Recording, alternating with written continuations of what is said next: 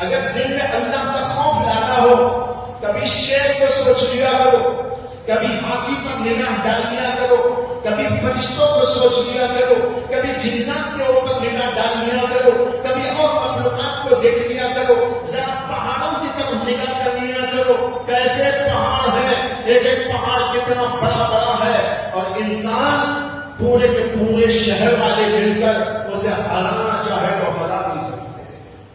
ابھی ہم آتے آتے دیکھ رہے تھے جگہ جگہ پہاڑ موجود، ایک ہی پیس کا پہاڑ ہے، ایک پیس کا پہاڑ اللہ نے بنایا، وہ خدا کیسا ہوگا، کتنا جلیل ہوگا، کتنی جلالت والا ہوگا، کتنی بڑی طاقت والا ہوگا، کیا کیا اس کے اندر کمالات ہوں گے، ہم کیسے تصور کر سکتے ہیں؟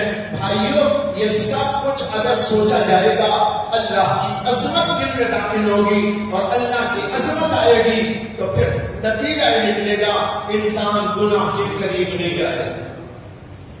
چار چیزیں ہوں، پہلی چیز محبت، اس کا تقاضا اطاعت، دوسری چیز جلالت، اور اس کا تقاضا ترک معصیت۔ یاد رکھ لیجیے ان چیزوں کو۔